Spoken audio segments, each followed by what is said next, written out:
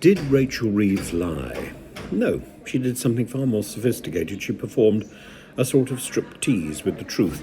Not a backstreet stag night effect, but a fully choreographed burlesque act in the state drawing room. The sequins were fiscal, the feathers were productivity forecasts, and the audience was the British public, assisted by a supporting chorus of newspapers who are now only realising what they were paid for.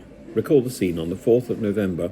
The Chancellor summons an emergency event at Downing Street. She speaks of weaker productivity, lower tax receipts, consequences for the public finances. The lighting is dim, the soundtrack is ominous, and everyone shuffles in their seats, muttering the words black hole before she's even uttered them. By the time the press has finished, the country is convinced that the Treasury floor has dropped away and we are all clinging to the pipes. Then the OBR letter appears and ruins the mood. It turns out that at the very moment the Chancellor was sighing about the cruel mathematics of productivity, the confidential forecast already showed her scraping inside her fiscal rules with about £4.2 billion to spare. Not a comfortable cushion, but not exactly staring into the abyss either. More a sagging old sofa than a cosmic void. So what happened? Did she fabricate numbers? No. The figures are real, the downgrade to productivity is real, the hit to receipts is real, the headroom is real. What she did was choose which garments of truth to remove in public and which to keep strategically in the dressing room. At this point, Gypsy Rose Lee strolls on stage. Gypsy Rose Lee, as the musical film and the musical show demonstrates, was the queen of the slow reveal. She once remarked that she was not particularly undressed, merely talked out of most of her clothes. She could remove a glove in 5 minutes and keep an entire theatre transfixed. The trick was distraction, jokes aside, stories, so that the audience's imagination did most of the work. By the end, people swore they'd seen everything, although a photograph would show she finished the act wearing more than most dancers began with. Rachel Reeves did a gypsy-style routine with macroeconomic data.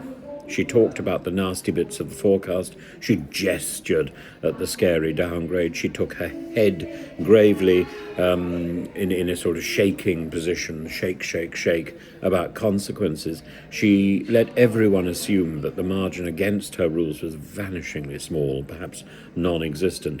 What she did not do was step forward and say in plain prose, by the way, when you add higher wages and inflation, the current OBR draft still has me in positive territory to the tune of just over $4 billion.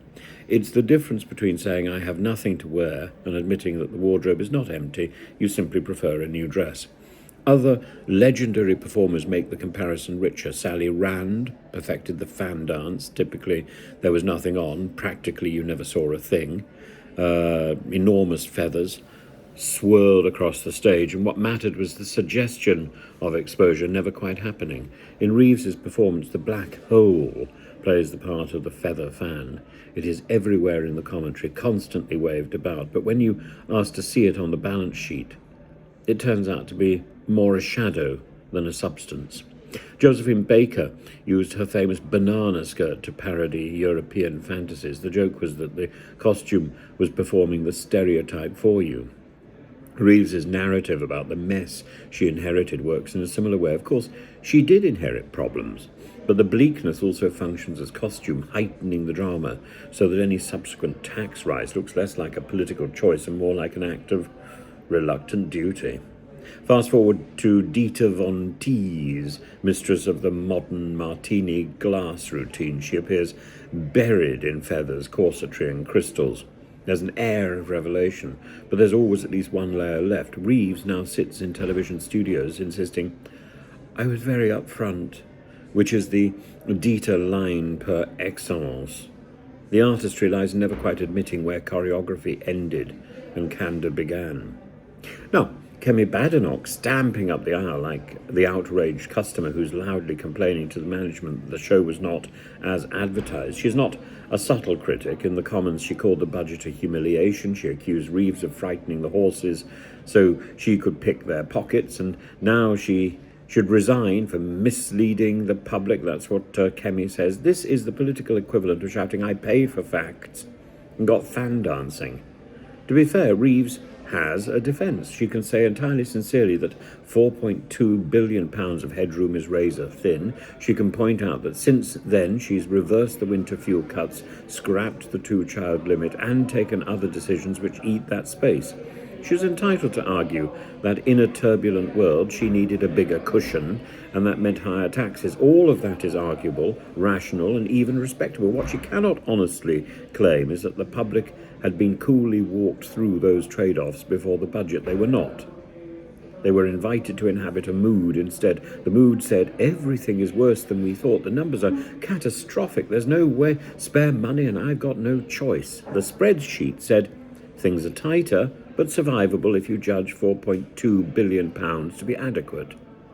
The gap between mood and spreadsheet is precisely the striptease. The ethical problem is not dishonesty in the courtroom sense, it is the theatre in the Treasury. At some point, voters thought Labour had promised to be the anti-theatrical party. I will be straight with you. That slogan conjures the image of a dry accountant with a bad tie, not a Gypsy Rose Lee act with gilt numbers and swirling smoke. There are practical risks as well, of course. Once the FCA is called in, you're no longer just playing to the gallery. Regulators dislike the idea that market-sensitive atmospherics can be engineered in public while more reassuring data exists in private, even if every individual word can be defended as technically true. Traders do not like being cast as extras in somebody else's morality play. The future price is trust.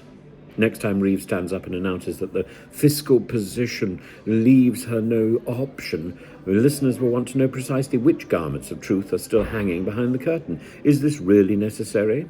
Or simply the latest costume change in a show whose ending she wrote months ago? So, did Rachel Reeves lie? No. She knew the legal boundaries far too well for that. What she did was borrow a page from Gypsy Rose Lee and her successors, transport it from the strip joint to the Treasury bench, and turn the pre-budget narrative into a highly wrought performance in controlled revelation. Did she do any damage? Yes, absolutely. People went wild with anticipation. In the theatre district, they would call it burlesque, certainly in America. In the city, they call it guidance. On a Sunday morning television show, when Laura Kuenssberg leans forward and asks, "Did you lie?" the Chancellor replies with great dignity and says she was honest and upfront. Well, there's a lot of upfront there. Somewhere in the corner of economic history, Gypsy Rose Lee raises an eyebrow.